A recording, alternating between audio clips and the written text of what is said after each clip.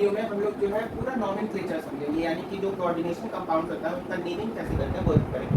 यहाँ पर हम जितना भी कोऑर्डिनेशन कंपाउंड टोटल 18 है, ठीक है। इन 18 कोऑर्डिनेशन कंपाउंड में हम कोशिश करें कि एनसीईआरटी में आपका जितना है वो सारा का सारा कवर हो जाएगा, हर तरीके का सेक्टुअल आइटम भी कवर हो जाएगा जितना आपके एनसीईआरटी में गिवन है, और जितना तरीके के लिगैंड्स आपके एनसीईआरटी में गिवन है वो सारे के सारे यहाँ पे कवर हो जाएंगे। तो इन 18 को अगर कर लेते हो, इन 18 को अगर समझ लेते हो तो तुम्हारा एक तरह से इसके नॉमेनक्लेचर पे पूरी कमांड हो जाएगा। तो नॉमेनक्लेचर करके कैसे है अब इसको समझिए। सबसे पहले ध्यान रखना है कि सबसे पहले नाम जो होगा किसी भी जैसे कोऑर्डिनेशन कंपाउंड दिया है तो इसका नाम है, सबसे पहले नेम किसका देंगे, लिगैंड्स का। सबसे पहले लिगैंड्स का नेम देंगे, सबसे पहले किसका नाम देंगे, लिगैंड्स का। लिगैंड्स का नेम देने के बाद किसका नाम देंगे, सेंट्रल एटम का। लिगैंड का नाम देने के बाद किसका नाम देंगे, सेंट्रल एटम का। इसमें ध्यान ये रखना है कि हमको ऑक्सीडेशन नंबर पता होना चाहिए, क्योंकि पहले लिगैंड्स का नाम दिए, उसके बाद सेंट्रल एटम का नाम दिए, उसके बाद रोमन में सेंट्रल एटम का नाम देने के बाद रोमन में हमको उसका ऑक्सीडेशन नंबर भी लिखना होता है। इसीलिए ऑक्सीडेशन नंबर जानना बहुत ज़्यादा जरूरी होता है। और ये जो लिगैंड सेंट्रल एटम जो लिखोगे इनके बीच में स्पेस नहीं देंगे, जैसे अगर लिखते हैं ना कि राम मोहन, ठीक है, तो यहाँ पे ये देखो बीच में क्या है, थोड़ा सा स्पेस है, तो इस स्पेस को नहीं देना, तो ऐसे लिखेंगे ऐसे राम मोहन, ये हो जाता है। मतलब एक एग्जाम्पल होता है कि सेंट्रल एटम के और लिगैंड्स के नेम के बीच में कोई भी स्पेस नहीं रहेगा। जैसे एक एग्जांपल देखते हैं, CONH3 इनके नेमिंग में एक चीज और ध्यान रखिएगा, यहाँ पे एक टेबल दिख रहा है, इस टेबल को सबसे पहले तो अपनी कॉपी में नोट कर लो कि एन आयोनिक लिगैंड्स यानी कि जितने भी निगेटिव लिगैंड्स हैं उनका जो है नेम क्या होगा नॉमेनक्लेचर में, और जितने भी न्यूट्रल मॉलिक्यूल्स हैं उनका नाम क्या होगा नॉमेनक्लेचर में। तो इस टेबल को पहले तो अपने कॉपी पे ड्रॉ कर दो। चलिए, तो टेबल ड्रॉ हो गया होगा। अब टेबल अगर ड्रॉ हो गया तो अब उस टेबल को ध्यान से समझो और उसके अकॉर्डिंगली अब जैसे जैसे नाम लिखना है उसको समझो। जैसे देखो CONH3 ठीक। तो सबसे पहले यहाँ पे अब समझो कोबाल्ट का जो ऑक्सीडेशन नंबर होता है वो कितना होता है, +3। कोबाल्ट का ऑक्सीडेशन नंबर क्या होता है, +3। यहाँ पे जितना भी बस मेटल दिया हुआ है ना, जितना भी सेंट्रल आइटम जैसे कोबाल्ट ले लिया, निकल, प्लैटिनम, क्रोमियम, आयरन, जिंक हो गया, टाइटेनियम, मैग्नीज, इतने ही में तुम्हारा जो है सारा का सारा, मतलब जितना यहाँ पे सेंट्रल आइटम लिखते हैं इन्हीं का तुमको ऑक्सीडेशन नंबर पता होना चाहिए, जिसमें मैक्सिमम में कोबाल्ट होना चाहिए, कोबाल्ट और आयरन। तो यहाँ पे जो लिगैंड्स का नाम लिखेंगे वो अल्फाबेटिकली लिखेंगे, जैसे कि ऑर्गेनिक केमिस्ट्री में अल्फाबेटिकली नाम लिखते थे। अगर एक से ज़्यादा जो है फंक्शनल ग्रुप आता था या एक से ज़्यादा अल्काइल ग्रुप आता था तो उसमें जो है हम लोग अल्फाबेटिकली नाम लिखते थे, उसी तरीके से यहाँ पे भी अल्फाबेटिकली नाम लिखेंगे। अब जैसे NH3 का जो टेबल बनाया है उसमें देखो NH3 का होगा एमिनो, न्यूट्रल मॉलिक्यूल है, NH3 क्या है न्यूट्रल मॉलिक्यूल है तो इसका हो जाता है एमिनो। H2O का होता है एक्वा, क्लोरीन का होता है क्लोरो। तो इसका नाम कैसे लिखेंगे, तो देखो एमाइन ये कितना है, एमिनो कितना है 4, तो इसका नाम कैसे लिखेंगे ध्यान से देखो, टेट्रा एमिनो, टेट्रा एमिनो। एकदम स्पेस बीच में नहीं देना है, बीच में स्पेस नहीं देना है। सबसे पहले एमिनो, फिर H2O का होता है एक्वा, वाटर का क्या होता है एक्वा, तो A भी फिर क्या लिखेंगे एक्वा, स्पेस नहीं देना है। देखो A से एमिनो भी है, A से एक्वा भी है, तो जब भी पहला दोनों अल्फाबेट सेम हो जाए तो हमेशा दूसरे वाले को देखेंगे। तो A एमिनो में पहले M आता है और एक्वा में Q, तो M और Q में पहला कौन आता है अल्फाबेटिकली M आता है, तो एमिनो पहले लिखेंगे फिर एक्वा, एक्वा क्लोरो, Cl मतलब क्लोरो।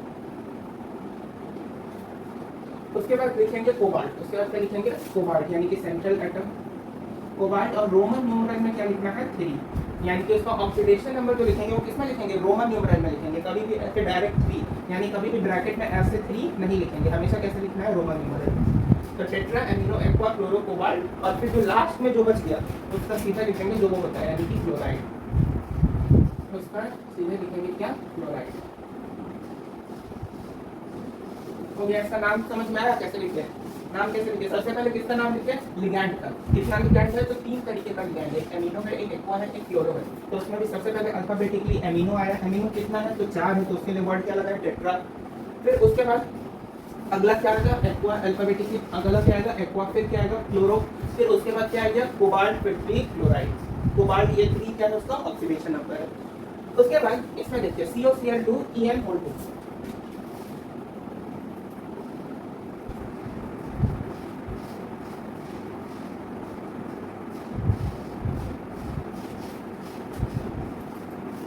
अब यहाँ पे सेंट्रल एटम कौन है ये वाला, सेंट्रल एटम कौन है ये वाला, तो इसका भी +3 ही होगा।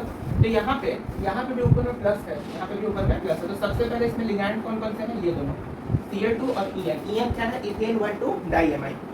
तो इथेन 1,2 डाइअमाइन का एज इट इज होता है, जो उसका नाम है वही होगा। तो इसमें लिखेंगे कैसे, सबसे पहले लिखेंगे किसका, लिगैंड्स का। लिगैंड्स में सबसे पहले इथेन का ई आता है, मतलब अल्फाबेटिकली सबसे पहले इथेन में ई आएगा, ई क्लोरिडो में सी आएगा, यानी सी पहले आएगा या ई, सी पहले आएगा तो क्लोरिडो हो जाएगा।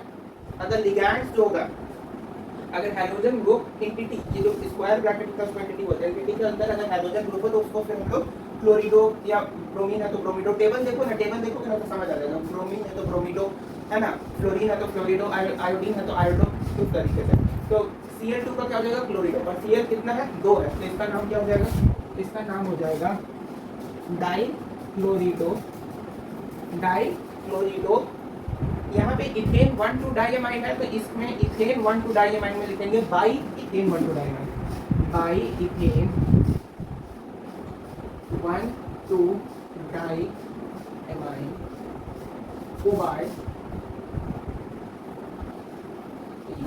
समझ में आता है, और इन सब में ध्यान रखो कि हम लोग बीच में स्पेस नहीं देंगे। उसके बाद अगला क्या है मेरा, ये हो गया, ये हो गया। तीसरा निकल, निकल का ध्यान से समझो, निकल का जो ऑक्सीडेशन नंबर होता है वो कितना होता है, 0।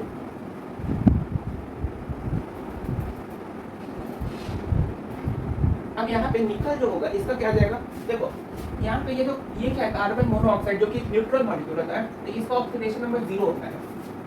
तो अगर निकल का ऑक्सीडेशन नंबर यहाँ पे x माने, यहाँ पे निकल का ऑक्सीडेशन नंबर x माने, तो यहाँ से x plus 0 into 4 is equal to 0, 4 है, 4 इंटू 0, तो x का वैल्यू यहाँ से क्या है, 0, यानी कि निकल का ऐसा ऑक्सीडेशन नंबर क्या है, 0 है। तो इस केस में क्या हो जाएगा, अब देखो CO है, CO मतलब कार्बन मोनोऑक्साइड, तो कार्बन मोनोऑक्साइड का कार्बोनिल हो जाता है, कार्बन मोनोऑक्साइड का क्या होता है, कार्बोनिल हो जाता है। तो निकल NiCO4, तो इसका नाम क्या हो जाएगा, टेट्रा कार्बोनिल, टेट्रा कार्बोनिल। क्यों, क्योंकि यहाँ पे देखो CO है, CO कितना है, 4, तो 4 के लिए क्या यूज किया, टेट्रा कार्बोनिल, निकल, निकल और 0 ब्रैकेट में क्या लिख दिया, 0, रोमन न्यूमरल जो है 0 का तो ऐसे ही लिखा देता है। चौथा नंबर देखिए, यहाँ पे ये तीसरा का हो गया, चौथा में क्या है, कोबाल्ट, कोबाल्ट का अगेन क्या हो जाएगा, +3, CO NH3O5, यहाँ पे NH3 क्या न्यूट्रल मॉलिक्यूल हो जाएगा, CO3 यानी कार्बन मोनोऑक्साइड। तो यहाँ पे CO कितना है, 3, NH3O5 कितना है, 5, तो 5 के लिए पेंटा, 5 के लिए क्या हो जाएगा, पेंटा हो जाएगा। और ये CO3 जो होता है ना, इसको बोलते हैं कार्बोनेटो, CO को बोलते हैं कार्बोनेट। अगर अच्छा टेबल में हो सकता हो ना कोई, जैसे टेबल जो हम लिखवाए हैं उसमें हो सकता है 2-4 अगर लिगैंड्स का नाम नहीं हो, तो अगर जिसका नाम नहीं हो उसको यहाँ से देके लिख लो। जैसे हो सकता है उसमें CO का नाम नहीं हो, कार्बोनिल नाम हो, तो अगर नहीं है तो अपने मन से लिख लीजिए CO का क्या हो जाता है, कार्बोनिल। CO3 का होगा कार्बोनेट होगा, तो CO3 का क्या होता है, कार्बोनेटो। NH3 का क्या होता है, एमिनो। तो यहाँ पे 5 NH3 है, NH3 मतलब क्या, एमाइन का, एमाइन का होता है एमिनो, और 5 है तो यानी कि पेंटा एमिनो कार्बोनेटो कोबाल्ट 3 क्लोराइड। तो समझ में आ रहा है,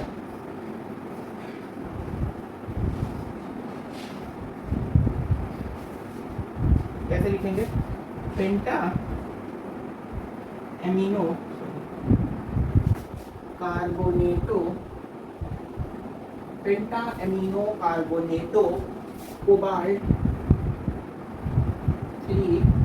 रोमन न्यूमरल में जैसे ही सेंट्रल आइटम लिखे तो उसके बगल में रोमन न्यूमरल में क्या लिखता है, उसका ऑक्सीडेशन नंबर, और उसके बाद क्लोराइड। बाहर में जो है ना उसको एज इट इज लिखो, जैसे अगर यहाँ बाहर में पोटेशियम होता है तो उसको भी एज इट इज लिख देते पोटेशियम, ठीक है। यानी एंटिटी, ये जो स्क्वायर ब्रैकेट दिख रहा है ना, स्क्वायर ब्रैकेट के अगर बाहर में कोई टर्म हो, जैसे कि यहाँ पे बाहर में क्या है पोटेशियम, तो उसको ऐसे ही नाम लिखेंगे सीधे उसका पोटेशियम। यहाँ पे भी बाहर में टर्म है तो डायरेक्ट उसका नाम लिखेंगे क्लोराइड। तो ये हो गया। अगला क्या है मेरा, ये प्लैटिनम।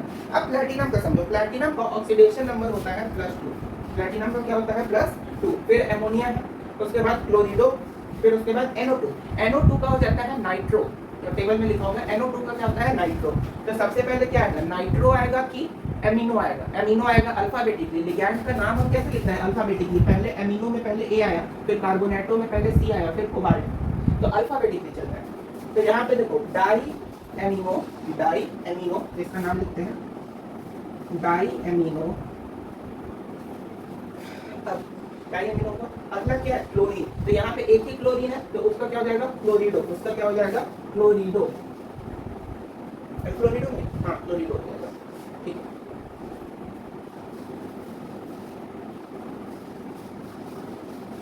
क्लोरीडो, तो डाई एमिनो, इसका नाम क्या हो जाएगा, डाई एमिनो क्लोरीडो, क्योंकि एक ही क्लोरीन है यहाँ पे, क्लोरीन कितना है, एक ही है, तो क्लोरीडो। तो डाई एमिनो क्लोरीडो, उसके बाद नाइट्रो, नाइट्रो ये भी एक ही है, तो नाइट्रो प्लेटिनम, प्लेटिनम 2। हमें बताया बार बार हम बोल रहे हैं कहीं पे भी स्पेस नहीं होगा। ये भी हो गया। अगला CONH3 होल 6 और बाहर में Cl है, CO का अगेन जो है +3 होगा यहाँ पे भी, NH3 होल 6 है यानी कि अमोनिया। तो यहाँ पे हमको लग रहा है कि ये वाला शायद तुम लोग कर लो, यहाँ पे बाहर में क्लोरीन है तो उसका सीधे क्लोराइड हो जाएगा। यहाँ पे अमोनिया कितना है, ये एमिनो कितना है 6, तो हेक्सा एमिनो कोबाल्ट 3 क्लोराइड, इसका नाम क्या हो जाएगा, इसका नाम हो जाएगा हेक्सा एमिनो कोबाल्ट 3 क्लोराइड। अगला है COCN, CN मतलब होता है साइनाइड, CN क्या होता है मेरा, साइनाइड। तो साइनाइड का जो होता है ना, साइनाइड का सीधा हो जाता है साइनो, साइनाइड का क्या हो जाता है, साइनो। कॉपी में लिखा होगा टेबल में, कॉपी में टेबल में देखो कि साइनाइड का क्या हो जाता है, साइनो। तो COCN होल 6 ऊपर में क्या है 3 माइनस, तो देखिए कोबाल्ट का यहाँ पे भी +3 होगा, कोबाल्ट का यहाँ पे भी क्या है +3 होगा। तो COCN होल 6, तो इसमें भी सबसे पहले साइनो का नाम लिखाएंगे, तो इसका नाम क्या हो जाएगा, यही लिखते हैं ऊपर में hexa cyano cobalt, hexa cyano cobalt, ये इसका नाम हो जाएगा हेक्सा साइनो कोबाल्ट 3। समझ में बात आ गई। अब नेक्स्ट देखिए क्रोमियम, क्रोमियम का जो ऑक्सीडेशन नंबर होता है ना वो भी होता है +3, क्रोमियम का भी ऑक्सीडेशन नंबर क्या होता है +3। तो यहाँ पे क्रोमियम का +3 और H2O यानी कि एक्वा, H2O मतलब क्या होता है, एक्वा होता है। इसका पता भी लगा सकते हो कि यहाँ पे +3 हुआ कि नहीं। जैसे देखो ना, अगर क्रोमियम का तो ऑक्सीडेशन नंबर मान लो क्या X, और H2O क्या न्यूट्रल मॉलिक्यूल यानी उसका ऑक्सीडेशन नंबर क्या होगा 0। तो X + 0 × 6 H2O मॉलिक्यूल है, और पूरे पे चार्ज कितना है 3। तो यहाँ से X + 0 = 3 यानी कि X का वैल्यू यहाँ से क्या आ रहा है +3। ऑक्सीडेशन नंबर क्या आ रहा है क्रोमियम का +3 आ रहा है। तो यहाँ पे H2O का क्या हो जाएगा hexa aqua, hexa aqua, hexa aqua. ये क्रोमियम है तो क्रोमियम जो सेंट्रल आइटम है उसका नाम डायरेक्ट लिखते हैं, तो हेक्सा एक्वा क्रोमियम।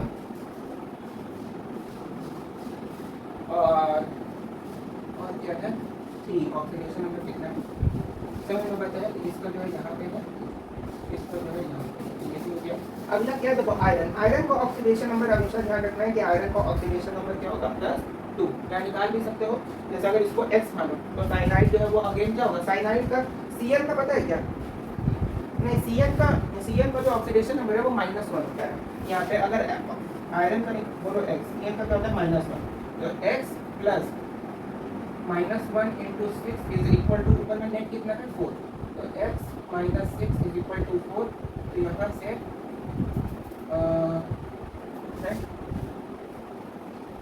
-4, यहाँ पे ये कितना -4 है, तो यहाँ पे भी ये कितना -4, तो x का वैल्यू यहाँ से -4 + 6 यानी कि x का वैल्यू यहाँ से +2 हो गया। तो x का वैल्यू कितना आ गया +2 आ गया, यानी कि आयरन का कितना हो जाएगा +2। तो यहाँ से देखो साइनाइड का क्या होता है साइनो, तो इसका नाम भी हम यहाँ लिखते हैं, इसका नाम क्या हो जाएगा हेक्सा साइनो, क्योंकि 6 है, साइनाइड कितना है 6 है, और साइनाइड का क्या नाम होता है नोमेनक्लेचर में साइनो, तो हेक्सा साइनो। आयरन का तुम आयरन भी लिख सकते हो या फेरेट भी लिख सकते हो, ठीक है। अगर आयरन की जगह तुम फेरस लिखना चाह रहे हो तो फेरस भी लिख सकते हो, फेरेट लिख सकते हो। तो हेक्सा साइनो हम आयरन ही लिखेंगे, हेक्सा साइनो आयरन और 2 ऑक्सीडेशन, ठीक है। ये भी हो गया। अब नेक्स्ट क्या है देखो COCl NH3 whole 5, COCl NH3 whole 5। तो यहाँ पे देखो Cl भी तुम्हारा होगा और NH3 भी तुम्हारा लिगैंड है, इसमें Cn लिगैंड है, इसमें H2O, इसमें Cn, इसमें NH3, इसमें NH3, Cl NO2, ये सारे के सारे जो भी हम अंडरलाइन किए हैं वो सारे के सारे क्या हो गए लिगैंड्स हो गए। तो यहाँ पे देखो सबसे पहले इस क्लोरीन का क्या नाम हो जाएगा क्लोरीडो, यहाँ पे भी क्लोरीन का नाम क्या हो जाएगा क्लोरीडो।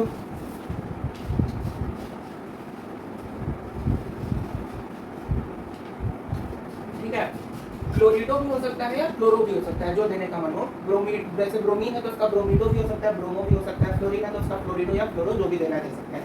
तो यहाँ पे हम ये वो कहेंगे COCl NH3O5, तो ये Cl है, तो इसमें भी सबसे पहले किसका लिखेंगे, एमिनो। तो ये 5 दिख रहा है आपको, ये 10वें नंबर का, तो पेंटा एमिनो क्लोरो या फ्लोरिडो, जो देने का मानो, क्लोरो। उसके बाद CO कोबाल्ट का अगर क्या होगा, +3 होगा, तो कोबाल्ट 3, ये इसका क्या हो जाएगा, मेरा नॉमेनक्लेचर का नाम हो जाएगा। तो ये भी हो गया 10 नंबर। 11 निकल का अगेन आ गया, तो निकल का अगेन क्या हो जाता है, ऑक्सीडेशन नंबर +2। निकल का अगेन ऑक्सीडेशन नंबर क्या हो जाता है, +2। ऐसा एक चीज और ध्यान रखना है कि आयरन का ऑक्सीडेशन नंबर ना वैरी कर सकते हैं। जैसे यहाँ पे +2 है, आयरन का ऑक्सीडेशन नंबर +3 भी हो जाता है कई केस में। इस केस में +3 होगा, जैसे कि यहाँ पे 4 माइनस है तब क्या है, +2। अगर यहीं पे अगर 3 माइनस होता, 3 माइनस, तो देखो यहाँ पे 3 माइनस होता है, यहाँ पे -6 होता है, जबकि +6, यहाँ पे 3 माइनस, तो यहाँ पे x का वैल्यू +3 हो जाता है। तो आयरन के केस में +2 भी हो सकता है, +3 भी हो सकता है, दोनों चीज का ध्यान रखें। ऑक्सीडेशन नंबर निकालना जानते हो, अगर नहीं जानते तो ऑक्सीडेशन नंबर वाला वीडियो जाके देख लो। ऑक्सीडेशन नंबर निकालना सीख जाओगे तो बाकी सारा काम तो ईजी है। उसके बाद NiCl2H2O बोलते हो। अब इसमें क्लोरीन है, तो क्लोरीन देखो यहाँ पे कितना है, 2 है। यहाँ पे क्लोरीन कितना है, 2 है। तो क्लोरीन अगर 2 है तो वाटर कितना है, 4 है। तो इसका नाम क्या हो जाएगा, टेट्रा एक्वा। इसका नाम क्या लिखते हैं, टेट्रा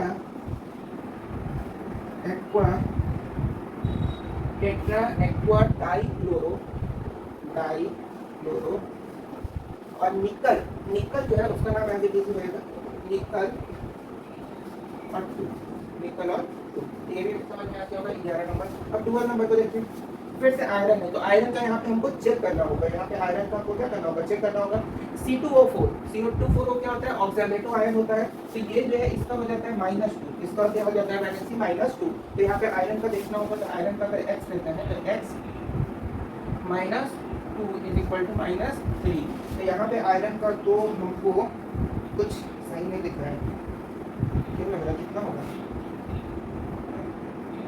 अच्छा, यहाँ पे C2O4 होल का 3 है, C2O4 होल का क्या है, 3 है। तो -2 × 3 कर दीजिएगा, -2 × 3। यहाँ पे x -6 = -3। यहाँ पे देखो x का वैल्यू +3 आता है, मतलब यहाँ पे देखो, यहाँ पे आयरन का वैलेंसी कितना है, +3, और यहाँ पे आ रहा है +2, यहाँ पे कितना है, +3। तो चेक कर लेते हैं। तो यहाँ पे आयरन का क्या हो गया, x, तो यहाँ पे +3 हो जाएगा। तो ऑक्सलेटो है कितना है, 3। तो इसका क्या हो जाएगा, तीसरे नंबर को यहाँ करते हैं, ट्राई ऑक्सलेटो। आयरन है, ऑक्सलेटो आयरन, और बोल का क्या हो जाएगा, ट्राई ऑक्सलेटो आयरन 3। उसके बाद अगला देखिए, K2Z है, OH क्या है यहाँ पे, देखो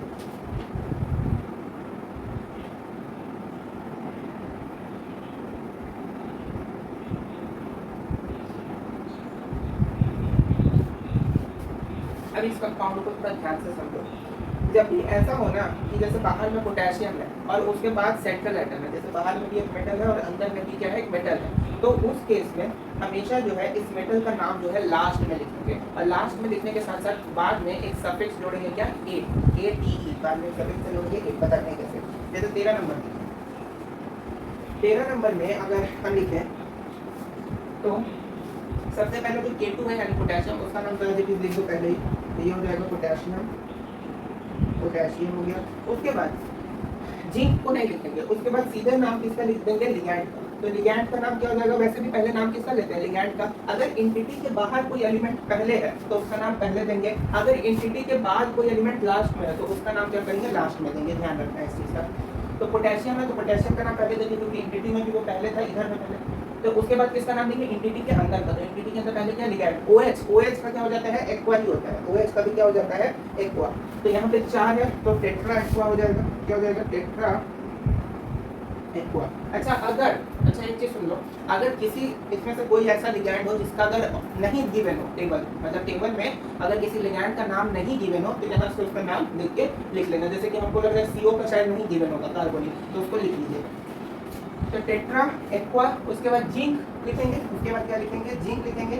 जिंक में ये ध्यान रखें कोई में भी कि यहाँ पे इसके साथ जब ऐसा हो कि शुरुआत में क्या हो, एक मेटल हो, और उसके बाद लिगैंड का नाम तो लिखेंगे, लेकिन और उसके बाद जो अंदर में सेंट्रल एटम होगा उसके नाम के साथ साथ लास्ट में क्या जोड़ेंगे, 8, लास्ट में क्या जोड़ेंगे, 8, तो जिंक 8 हो जाएगा। उसके बाद यहाँ पे जिंक का हम निकालना होगा, तो पोटेशियम का +1 होता है, पोटेशियम का क्या होता है +1, OH तो 0 होता है न्यूट्रन मॉलिक्यूल, तो +1 = 0 = उतना, इसका हमको लग रहा है +2 होगा, यहाँ +2 होना है ऐसे, तो जिंक का जो है +2 होगा, तो यहाँ पे जिंक 8 और यहाँ पे 2। समझ में बात है कैसे होता है। अब यहाँ पे इन सब का समझो, जैसे लिखा है MnH2, मैग्नीज का ध्यान रखना है कि मैग्नीज का क्या होता है +2 होता है। उसके बाद नेक्स्ट क्या है मेरा, टाइटेनियम, अगला क्या है मेरा, टाइटेनियम, तो मैग्नीज का ध्यान रखना क्या होता है +2 होता है, Ti का क्या होता है +3 होता है। हम यहाँ ऑक्सीडेशन नंबर लिख दे रहे हैं, बाकी सब तो आसान है, जैसे इसका नाम क्या हो जाएगा, हेक्सा एक्वा मैग्नीज और 2 रोमन में, इसका नाम क्या हो जाएगा, हेक्सा एक्वा टाइटेनियम +3। ये सारे के सारे जितने, इसमें ये बात का गारंटी है कि जितना भी हम इसमें सेंट्रल एटम लिखे हैं वो सारे का सारा एनसीईआरटी को कवर कर रहा है। टाइटेनियम H2O6, तो H2O6 है, यानी कि हेक्सा एक्वा टाइटेनियम और रोमन में 3 हो जाएगा। फिर यहाँ पे अगेन आयरन का चेंज करना होगा। अब देखो यहाँ पे पहले क्या है, सेशियम है, यहाँ पे पहले क्या है, सेशियम है, तो अगेन ये जो 16 नंबर केस है वो 13 की तरह ही है। पहले यहाँ पे क्या था, पोटेशियम था, तो सबसे पहले किसका नाम लिखे थे, पोटेशियम का, तो यहाँ पे भी सबसे पहले किसका नाम लिखेंगे, सेशियम का। उसके बाद अंदर वाले लिगैंड का यानी कि Cl का, तो इसका नाम क्या हो जाएगा, टेट्रा क्लोरो, और उसके बाद जब आयरन का नाम लिखने जाएंगे तो उसमें लास्ट में क्या जोड़ देंगे, ATE। जब भी ऐसा हो कि कोई भी मेटल एंटिटी के बाहर हो और वो भी पहले हो, जैसे यहाँ पे CS पहले है, यहाँ पे पोटेशियम भी क्या है, पहले है, तो उस केस में जो मेन सेंट्रल एटम होगा उसके लास्ट में क्या जोड़ देंगे, ATE यानी कि जिंक।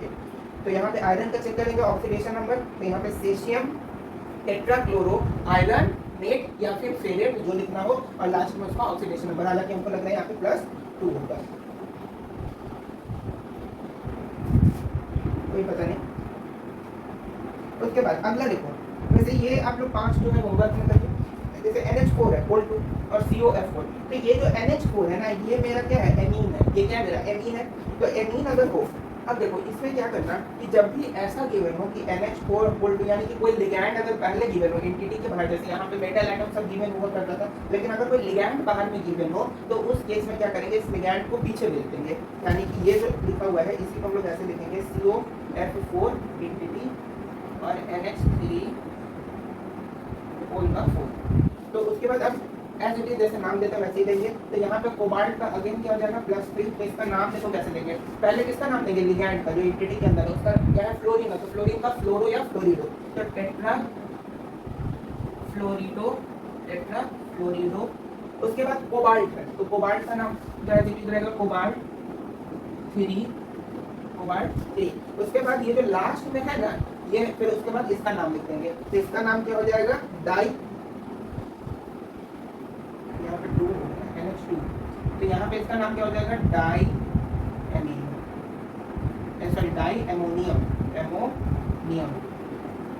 यहाँ पे डाई एमोनियम क्यों हुआ, क्योंकि याद करो जब भी Cl कोई भी चीज अगर एंटिटी के बाहर है तो उसका जो है as it is simple name होता है जो उसका होता है। जैसे यहाँ पे देखो, यहाँ पे जैसे Cl2 था, तो Cl2 को हम लोग यहाँ पे डाई क्लोराइड या डाई क्लोरिडो नहीं लिखते, हम लोग सीधे क्या लिखते हैं उसको, क्लोराइड, क्योंकि Cl2 क्या होता है, क्लोराइड होता है, तो उसका डायरेक्ट नाम लिखो क्लोराइड। जैसे यहाँ पे भी Cl बाहर था तो उसका डायरेक्ट नाम लिख दिया गया क्लोराइड। जैसे यहाँ पे पोटेशियम बाहर था तो उसका सीधा नाम लिखा पोटेशियम, सेशियम बाहर है तो सीधा नाम उसका सेशियम, चाहे वो कोई मेटल हो या लिगैंड हो, उसका जो नाम एक्चुअल होता है वही लिखेंगे। जैसे कि यहाँ पे NH3 है, तो ये एंटिटी का क्या है, बाहर है, तो एंटिटी के बाहर है तो इसमें नाम नहीं लिखेंगे डाई एमिनो, इसमें नाम क्या लिखेंगे, डाई एमोनियम।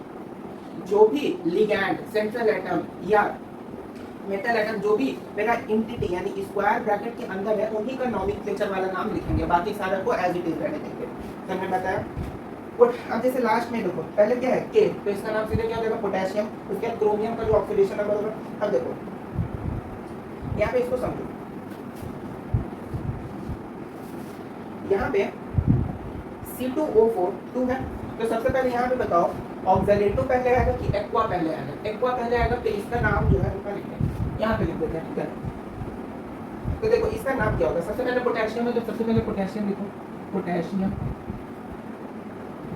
उसके बाद जो है जितने भी लिगैंड्स हैं अंदर में उनका नाम लिखो, तो सबसे पहले क्या लिखेंगे, एक्वा, अल्फाबेटिकली पहले ए पहले आता है तो एक्वा, तो डाई एक्वा, फिर उसके बाद डाई ऑक्सलेटो, डाई ऑक्सलेटो। देखो तो अब यहाँ पे एक चीज देखो, जो भी मेरा एंटिटी के अंदर है उसी का केवल हम जो है नॉमेनक्लेचर वाला नाम लिख रहे हैं, बाकी सबका एज इट इज रख दे रहे हैं। उसके बाद क्रोमियम, उसके बाद क्रोमियम, उसके बाद क्रोमियम के बाद क्या लिखेंगे अंडर सॉरी 3। अब यहाँ पे क्रोमियम का यहाँ पे ऑक्सीडेशन नंबर 3 होना चाहिए। अब यहाँ पे एक चीज देखो, यहाँ पे आप पूछ सकते हो कि यहाँ पे हम क्रोमियम क्यों लिखे, क्रोमेट क्यों नहीं लिखे, जैसे यहाँ पे जिंकेट लिखे थे तो उसमें यहाँ पे क्रोमेट क्यों नहीं लिखे। देखो अगर दोनों क्रोमेट या जिंकेट ATE तभी लगाएंगे जब वो मेटल जो हो पहले हो, एंटिटी के पहले हो। जैसे यहाँ पे भी देखो, यहाँ पे मेटल जो है वो एंटिटी के बाद है, तो इसमें क्या हम कोबाल्टेट लगाए क्या, नहीं, क्यों, क्योंकि ये क्लोरीन क्या है एंटिटी के बाद है। अगर यही क्लोरीन एंटिटी के पहले होता तब यहाँ पे ATE लगाते। जैसे यहाँ पे देखो पोटेशियम, ये जो एंटिटी है यानी स्क्वायर ब्रैकेट इसके पहले है तो इसीलिए यहाँ पे जिंकेट लगाए। यहाँ पे देखो सेशियम जो है एंटिटी के पहले है तो इसमें भी ATE लगेगा, लेकिन यहाँ पे एंटिटी के पहले भी है एंटिटी के बाद भी है, तो उस केस में हम लोग डायरेक्ट जो है नाम लिखेंगे। उस केस में ATE लगाने का जरूरत नहीं। ATE कब लगाएंगे, जब कोई भी मेटल एटम ब्रैकेट के पहले हो।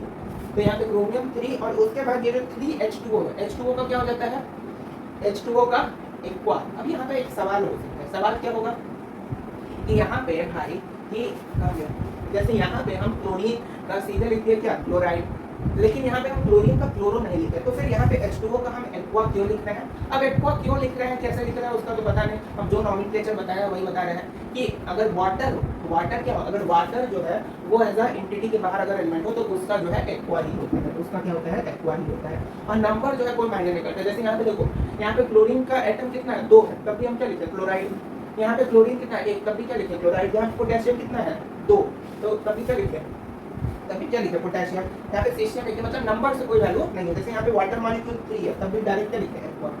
समझ पाता है, तो ये हो गया आपका पूरा नॉमेनक्लेचर। अगर इतने को कर लेते हो और साथ ही साथ इसमें बस ध्यान क्या रखना है कि सबसे पहले हमको ऑक्सीडेशन नंबर निकालना आना चाहिए, पहला चीज। दूसरा चीज, जितने भी लिगैंड्स हैं उन सारे लिगैंड्स को जो है तुम टेबल देख लो, टेबल में सारे लिगैंड्स का नाम लिखा होगा। एन आयोनिक लिगैंड्स वैसे लिगैंड जिनमें नेगेटिव आयंस हो, और न्यूट्रल लिगैंड्स यानी जिनका ऑक्सीडेशन नंबर 0, उन सारे का नॉमेनक्लेचर वाला नाम याद कर लो।